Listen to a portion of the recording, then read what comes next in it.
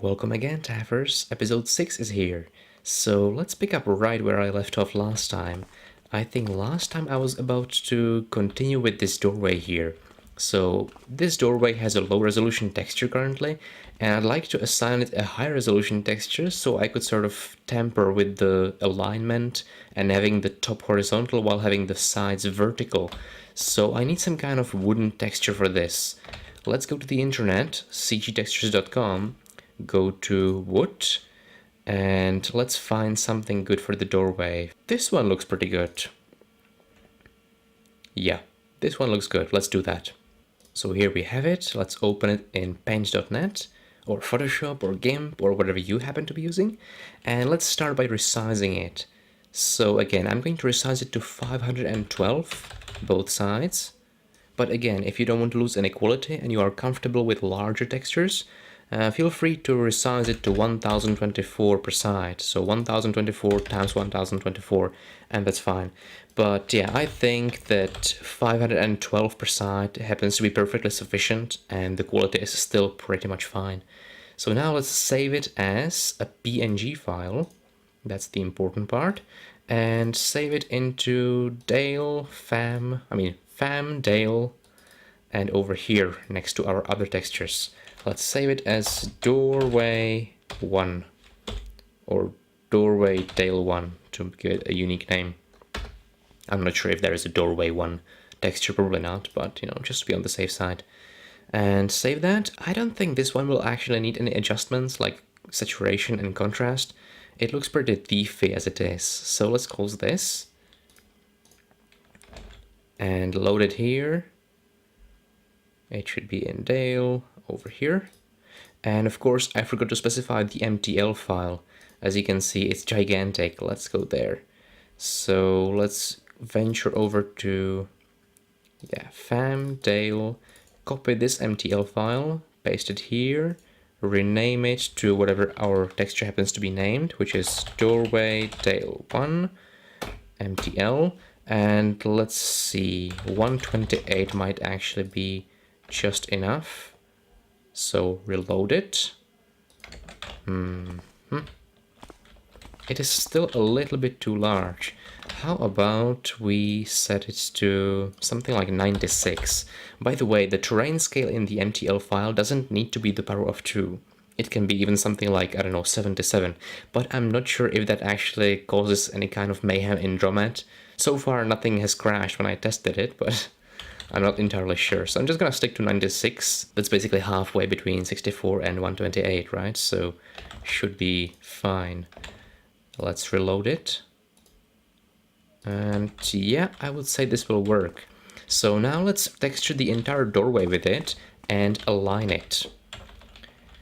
I'm just going to do this manually because before I would figure out which airbrush controls what and which solid brush controls what, you know, this is gonna be faster. I'm already used to doing it this way, so that should be it, I think. So now we need to basically align it because the top should be horizontal while the sides should be vertical. As you may recall, I created this doorway with a solid brush and then I carved into it with an airbrush. And that is a good technique. However, if you are using these kind of textures, which clearly show direction, it poses a slight problem because, for example, if I want to rotate this texture, as you can see, I'm moving the entire face, which happens to be the horizontal top and then the sides of the doorway. And that's not what we want because I want to move the top to be horizontal and the sides to be vertical. So basically what we need to do in this situation, if this happens to us, we need to create an extra solid brush. First of all, let's resize this solid brush we have so that it only reaches the top of the airbrush, like this. So the airbrush carves through the entire height of the solid brush. And now let's create a solid brush on top of it. So let's zoom in a little bit. And this solid brush on top of it should be half a foot in height, but otherwise it should share all the other dimensions with the other solid brush that's under it. Let's see, purplize this. And what is the number of the texture, by the way? It's 46.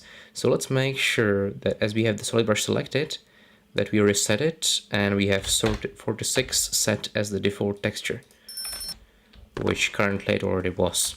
Okay, and now we should be able to rotate the textures correctly. So rotate this one like that. This one should be rotated to 90. This one to 90. Let's see, so we have that, and the outside. We should also change the outside a bit. Rotate this 90. There we go. And let's rotate this one as well.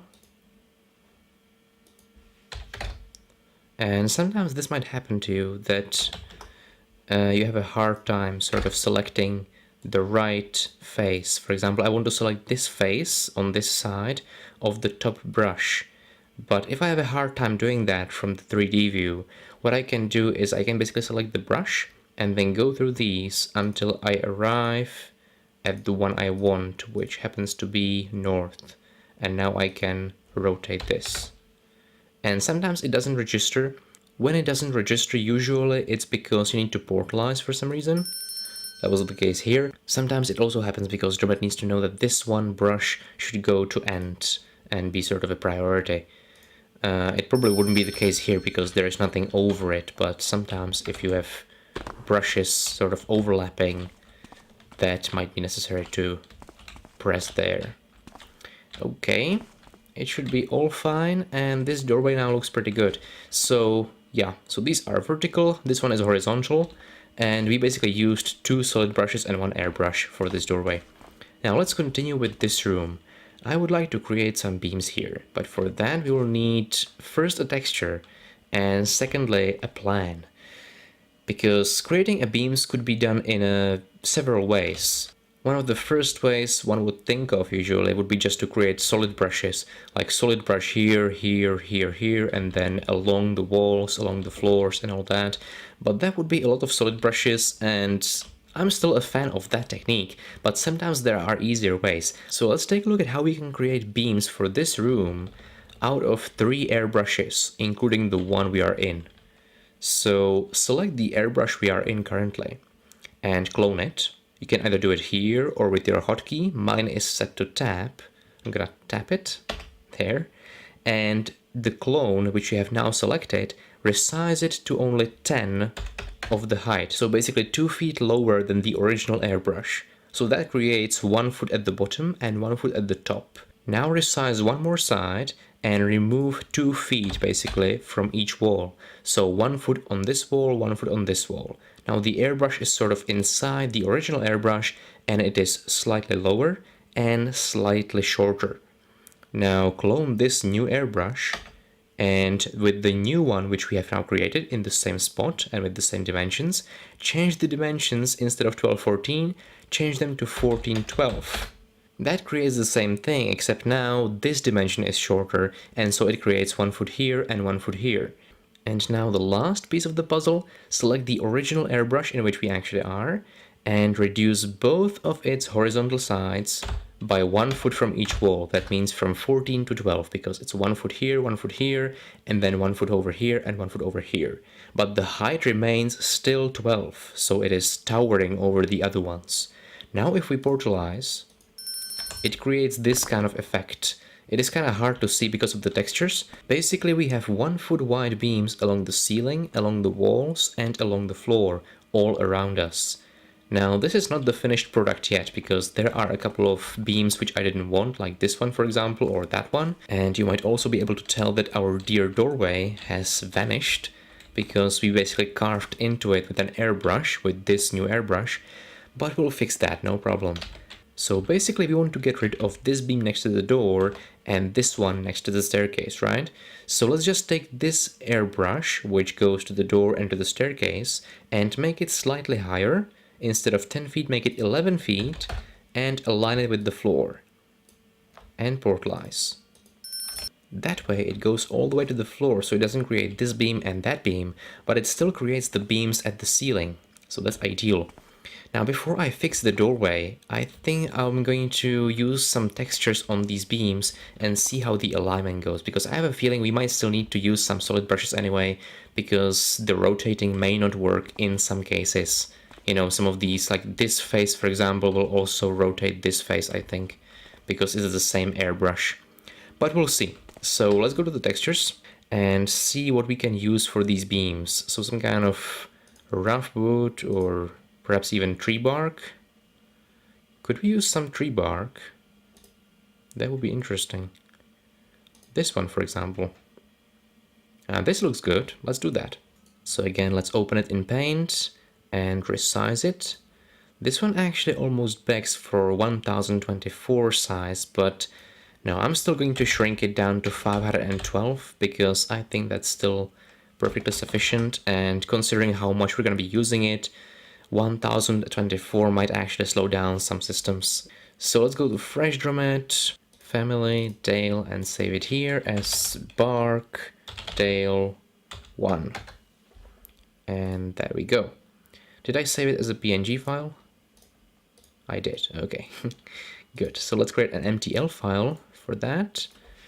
Bark, Dale 1, and 256 should be good. Also, let me see if I can make some adjustments here. Brightness and contrast, just a little bit. But I'm mostly interested in hue and saturation because we could make this a bit more red rather than green.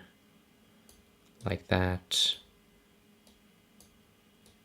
Yep, that looks pretty good.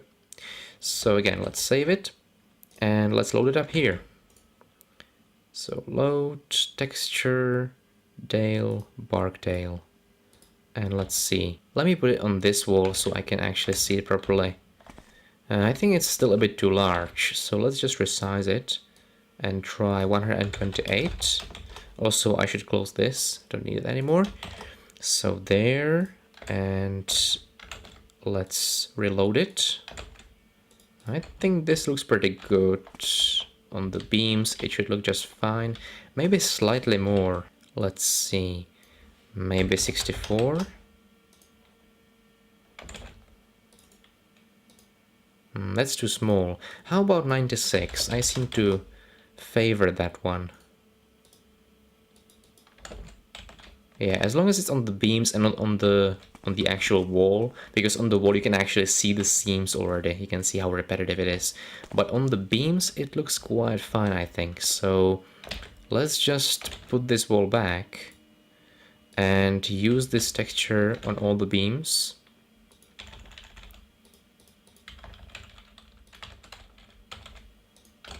There, and now let's see how we can actually rotate the textures and whether we need some solid brushes here. So as you can see, we have a problem here with the alignment, so we're going to need to create a solid brush on this one and probably on this one as well. So let's do that now. Create a brush, and the grid helps us to make it really clean and easy. Change it to 1, put it down here like that, make it solid. And what is the texture number? 47. So might as well make it 47 as the default texture, just in case. And now we can rotate this face. There we go. And as you can see, it sort of affects the other faces as well. That is a little buggy because it really shouldn't. I just rotated something that it's not actually related to, but whatever. So there, this is aligned, this is aligned, and this is aligned. And let's do the same thing on the other end by grabbing this one solid, cloning it and bringing it over there, and rotate this texture. All good. These are all good as well. And the ceiling ones, yeah, let's rotate those as well. Those should be fine though, because those actually do not share a beam, I think. Those are all separate faces. So once I rotate them, it should all be pretty much fine. This one as well. This one as well. Perfect. But I think over here we might have a problem, because this side, which actually I haven't even textured yet, this side will be sharing probably the same face, yeah, with those beams on the side. So let me create a solid brush over here. Again, creating it there like that. And fill it with solid, portalize it, make sure I reset it and set it to 47. And again, rotate this one, 90. And if I go to the other side, this one as well, 90. And did I move these sides? Yeah, these sides are all vertical. That one is horizontal. And what the heck is that? How would that even get created? Because the bark texture here is actually created by this wedge. This wedge is an airbrush, right? We can see it over here. But then this little bit of the texture is created by this airbrush over here. So again, it's a separate texture. It's weird, but it's no big deal. Let's just put this there. And over here as well. And it's actually there already because it's actually a single face. Both of those. So that is that. We have these beams here. Now, where am I going with this? You know, bark covered beams. Well, I want to create also beams along the edges of the staircase. And this is gonna be a little trickier. Let's see how we do that. Now, you might be tempted to do this with a rotated cube brush like that. But that really wouldn't work, so let's just delete that. The best way to do this is going to be probably with a wedge. So let's just take this wedge as the fill air wedge, the airbrush we used earlier, and let's clone it and flip it by 180 degrees, like that. And then just put the wedge somewhat here, approximately, so it's rather clean, you know, starts over here where it starts sloping up. This is where I plan to join it with another beam, which will be going along this wall. And then this needs to be going all the way to the top, but it also needs to sort of overlap because this would be filled with air. So we need to make the wedge slightly larger. Let's try 17.5 and 11 and see what that does. If we put it all the way here and align it with this. There, okay, so this should work pretty well. Now also we need to make sure it's only 1 foot wide, of course. And align it next to this wall.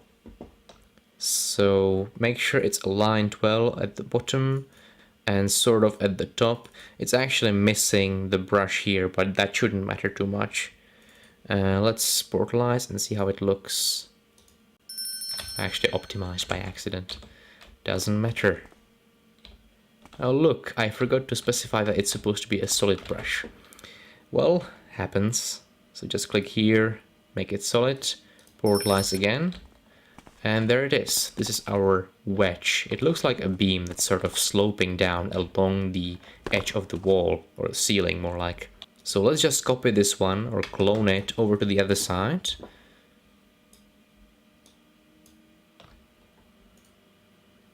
And portalize again. And we have those over here at the top. Now for the staircase, we will not be copying these down because those are actually different dimensions for the staircase. You can see the staircase is at a different angle and also it is somewhat smaller. So we'll be copying this wedge, which we used to fill out the space underneath the staircase. So let's just clone this wedge and again, make it something like 12.5 and 10 perhaps, and see how that works.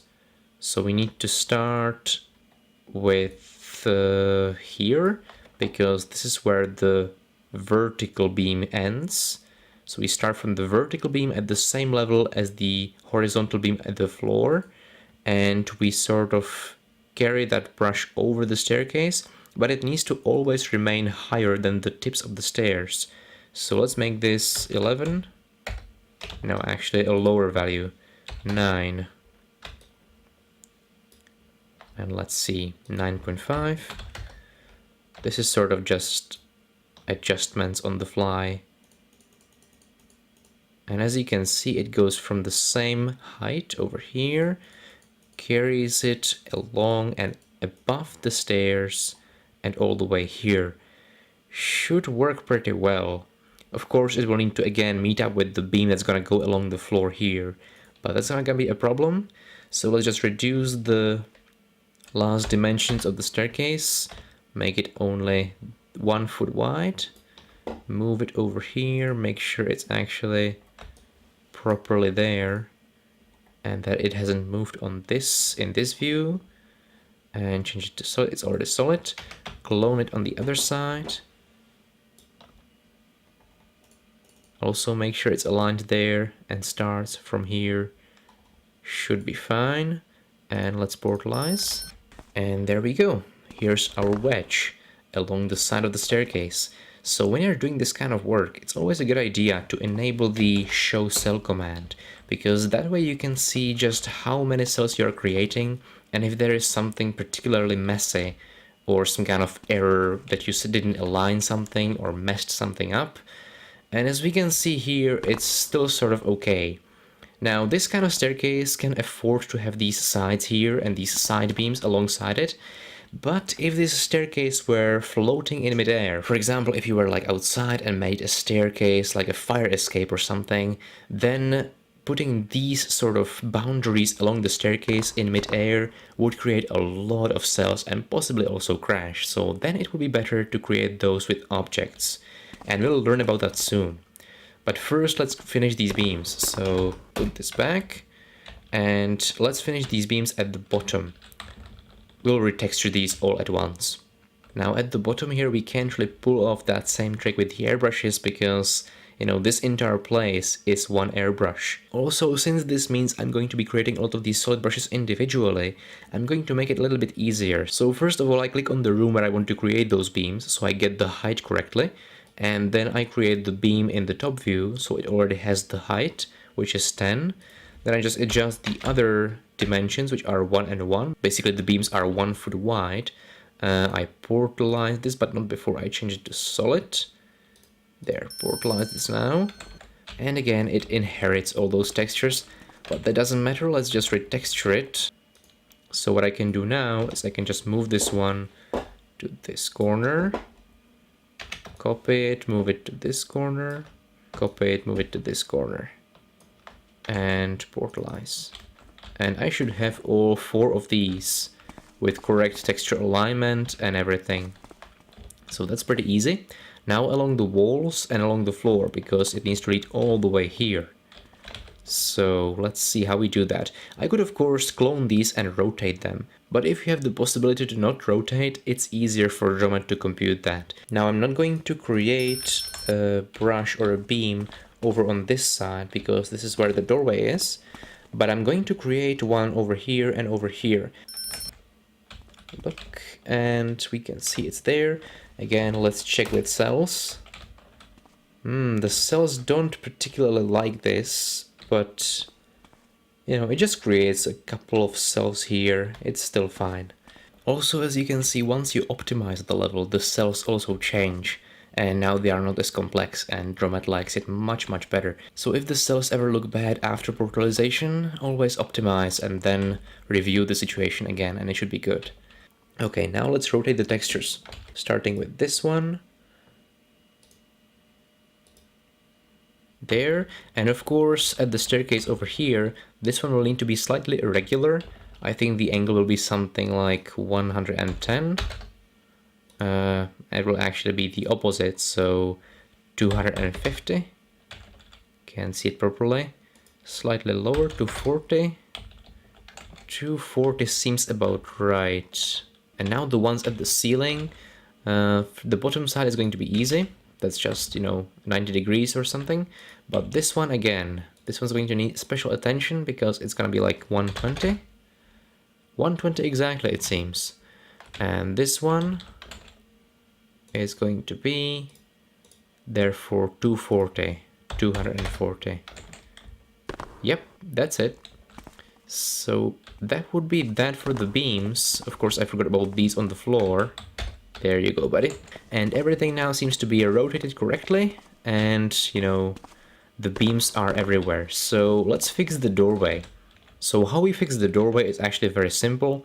Let's just make sure the solid brushes are timed to end. Over here and over here. And then we select the airbrush inside it and time it to end so it actually carves through it, and reportalize. And the doorway is back, all the rotation on those textures is still there. Correction. The rotation there is actually a little messed up, but I didn't notice when I was recording, so I'll just fix that in episode 7. And I actually forgot to put one panel or one beam over here. I could basically just clone this one and move it over here. And that should be really easy. There it is. All I need to do is align one texture. There. And that's it. So now we have the beams here. What to do now? So now my plan is to add some extra beams, but these beams that I have in mind might actually negatively influence the cell count. So my plan is to use objects instead of brushes to create those. But before we can go there, I need to introduce a couple of things in the objects, so let's go back to the editor. So as you know, when we were working with objects, there are all kinds of properties we can add to them. So if we click on an object and go to properties, there are all these properties, and these are the properties of this concrete object. We can then go to all these parents, and then we can also click on the object and go to add, and add all kinds of properties from this list. Now what I want to talk about is this group called Metaproperty. So what is a metaproperty? A metaproperty is basically a group of properties which you can assign to the object as a package. Why is this useful? Well, let's take a look at an example. Say you want to make a simple object like an apple into a loot item. First of all, you would need to give it the property of value, right? How much it is worth. Then you would need to make sure it's an item that Garrett can drop or eat, for that matter. Then you would need to add the tingling sound, and so on and so on. Now, while you could of course add all these properties one by one and have it work just fine, it's often easier to take advantage of these meta properties and just assign the whole group. Alright, so now let's demonstrate this in practice, and let's start with this leafed table. We'll change it from wood into metal. So first of all, we're going to need a sword. So let's create a sword. We can either do this, find underscore obj sword, and that takes me straight here to the sword. Also, you can use this one. This one is a little different because if you're just, back to the initial parent and you type sword here, it's like a filter. So it will give you all the things that contain the word sword instead of the sword actual object. So if you are going after the particular object and you know the name of the object, it's probably better to type find object and the name. If you are trying to find what it actually is, then basically typing here will get you all the things that contain this word. Anyway, find sword, it's -236, and let's create it. Let's put it on the table. Normally we would put this in Garrett's inventory, but we'll do that later because for that we'll need to learn something else. So let's just put it on the table for now and let Garrett pick it up. And that way we can test the table and see how much it's made of wood. So basically there are already a number of properties contained in that table inside that wooden meta property. And these are, for example, how the wooden table reacts to rope arrows and a sword slash, or for example what kind of sound it makes when you walk up on it. So if we are looking to change the table into a metal table, meta properties are definitely the way to go. So let's go to properties of our concrete object leafed table 2, and over here let's go to add, meta property, materials, materials hard, and now you can see there's mat hard and mat metal. Now mat hard would add all the properties of mat metal except the metal part, so it would have all the resilience to fire and sword and be indestructible and everything like that, but it wouldn't actually have the sound of metal. It would just have the physical attributes. Now the metal adds everything, the whole package, including the metal sounds. So let's do that one. And as you can see, the meta property has been added here and it looks like it's a parent, and it is. So the meta property here will act as a parent, and if you try to edit it, it will be the same thing as if you try to edit something in the object hierarchy. Basically, you would change it in the object hierarchy too. So if you want to change something in this meta property which you have assigned to the object, what you need to do is override it by going here and adding that particular property. So let's for example say that I don't like that it adds the metal sound or something else, doesn't matter. I don't like it, so I want to override it. Instead of deleting or modifying it here, I need to go to the concrete object and add the property here, which will override the previous setting set by the mat metal meta property. So that's essentially how it works. Now let's go ahead and test it in practice. So if I grab the sword and slash the table, you can see and mostly hear that it is made of metal, and all the other properties are also there. So it is a fully complete metal table. Now let's go over to the other area regarding objects which I wanted to discuss. And this one concerns a special group of objects which are called Reskinnable objects. Now, as I mentioned before, every physical object model in Thief consists of a bin file and then its corresponding texture or textures. In case you are curious where all the Thief objects models are, let's go take a look. So here we are in Fresh Dromed in our Thief to Metal Age folder.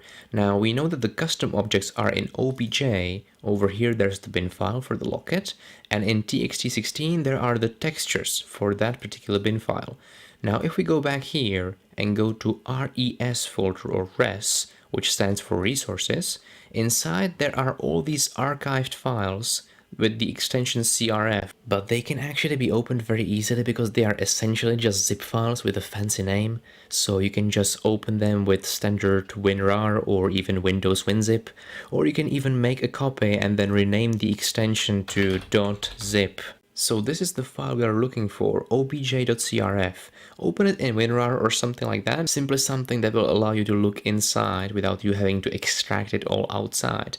And there you can see that inside there are all these bin files, and there are a lot because Thief uses a lot of objects, and all these bin files use their corresponding textures which are located in txt16.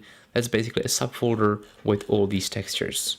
Now we can even take a look at some of them. This looks like a chair of some sort, and this one, for example, possibly a banner, I don't know, hard to tell.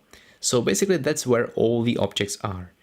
So where I'm going with this, basically while Dromed allows us to apply textures to brushes, we can't really change the textures of objects unless we modify the object file itself, which would be the bin file. Now there is a way to do that, of course, but we'll learn about that later.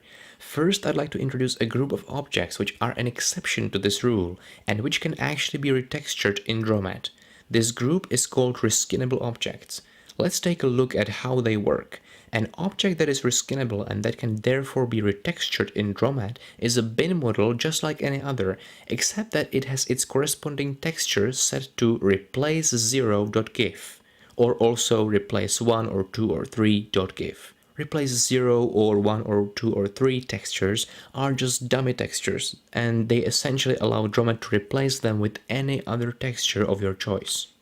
Okay, back in Dromed, let's take a look into the object hierarchy, because Thief actually already contains some reskinnable objects, and there are more created by various people who made, reskinnable, like for example, reskinnable gates or reskinnable ladders, and I don't know what else.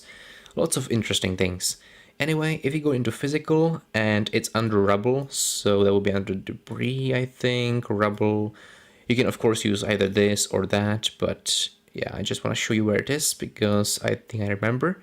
If we go into Deadfall, there's this object. It's called Text Rep Rubble, and that is basically a piece of rubble which can be retextured. Now if I place it into the game and take a look at it, you can see that it has the texture 0, basically texture replace 0, wrapped around itself, and therefore you can now go over to properties of the object, go to add, shape, and these 4 properties down here basically allow you to retexture the object. So if the object has the texture 0 wrapped around itself, then this will be the property we can use. Sometimes these reskinnable objects will be using more than one texture. So for example, some kind of piece of something will have texture 0 from one side and then, for example, texture 1 from the other side. And then you need to replace both, basically, and you can create separate textures and, separate faces of the object. But as far as the alignment of textures, it is largely in the hands of the object itself. Although there are ways to sort of tamper with that, and I will show you those right now. So how do we actually select a texture for the object? Well, click on this property here, And as you can see, a window pops up. Now in this window we are expected to set the full path toward the texture we want to use, and the path starts from Thief to Metal Age. So for example, if we want to use the bark texture, we could very easily do just fam/dale/barkdale1.png, and we need to also specify the extension, careful with that. However, when we want to use a texture from a family, or basically a texture that we are using on other brushes or planning to use on other brushes, it is always a good idea to copy that, to make a copy of that texture and put that texture in obj/txt16. This way we can avoid some potential bugs and errors which may or may not ruin our mission later. So it's basically a good idea to do this and doesn't really cost much time. Basically we go to fam.dale, we want to use barkdale1, right? So we copy this along with the MTL file, and we go to obj/txt16, and this is where all the object textures are stored, right? So we paste it here and we rename it just so it doesn't have the same name as that texture. So let's name it to barkdale2 and the MTL file as well, because later we will be using the MTL file here actually.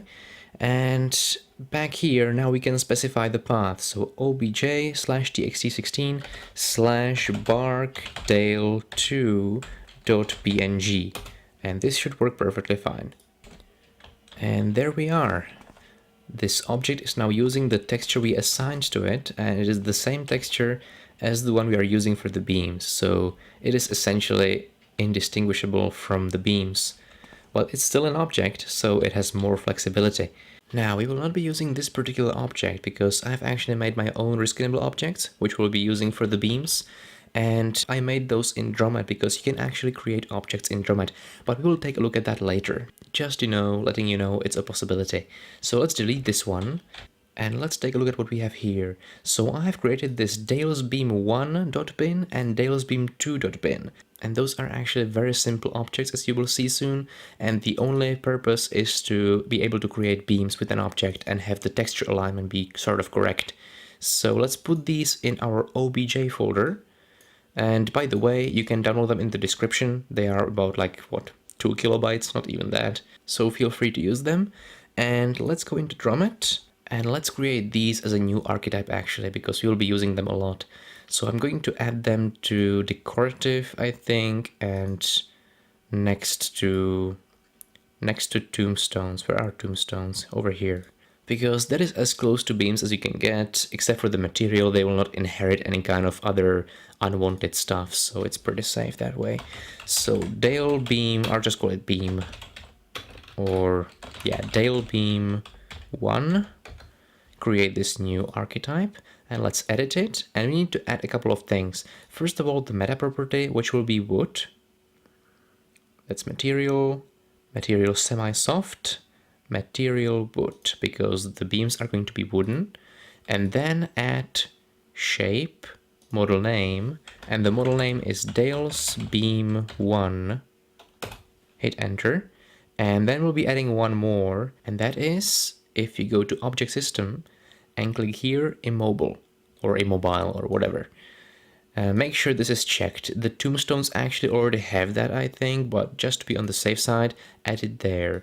And this property basically tells Dromed that the object will not be moving throughout the course of the mission, and you can therefore shoot rope arrows into it, and the object will also cast a shadow.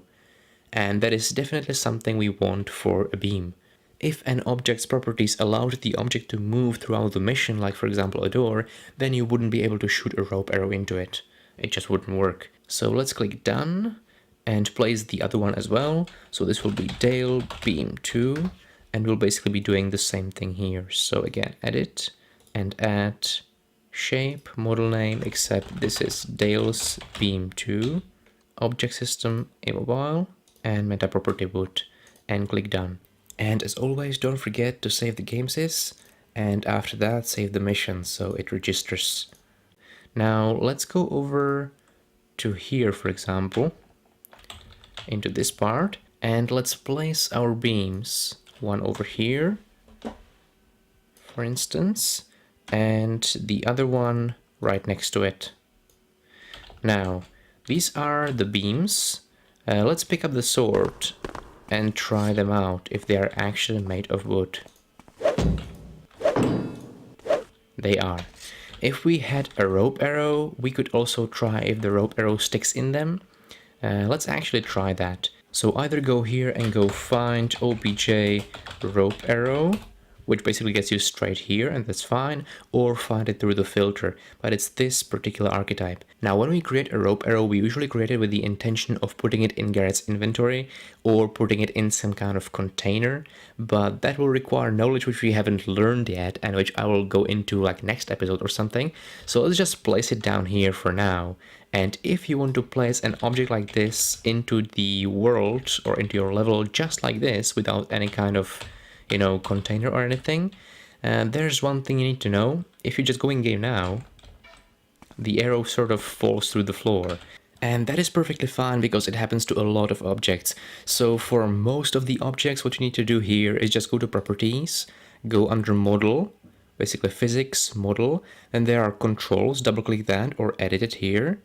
And there's controls active, and what you need to activate here is location and rotation. And this works for like 99% of those objects which fall through the floor. Basically checking this, going okay and done. And the object should stay in midair no matter whether it's sitting on a table or not. So that happens to some loot items, some goblets and stuff like that. However, with a rope arrow and a broadhead arrow, these two are kind of troublesome because you need to do a little bit more than that. Since if you put them on the floor, it's pretty much okay, or on the table, but once they are slightly sticking out, this can happen. Ouch. So how we fix that is go to Properties, and again, this is only for broadhead arrows and rope arrows. If you want to place them in your level just like this, sitting in midair, or sitting on a table or on the floor, but not in any kind of container box or in Garrett's inventory. So in this rare scenario, we gotta delete all of these. Basically delete everything under Model, and there's no need to worry because we're only deleting the properties of the rope arrow concrete object, right? So no harm done. We go in game and now we can walk through it and it doesn't hurt us. So like I said, if the arrow is sitting on a table or something, it's usually impossible for Garrett to sort of walk into it in such a way that he would get hurt, but all you need is for the arrow to stick out one little bit and then this happens, so it's better to be safe than sorry. And now Garrett can of course pick it up, and now it acts as a normal rope arrow again because the properties are added automatically once Garrett picks it up. Anyway, now we have these beams here, so let's try to shoot the rope arrow. And we can see it works perfectly. Brilliant. So that basically confirms that these are actually made of wood. Now let's retexture them.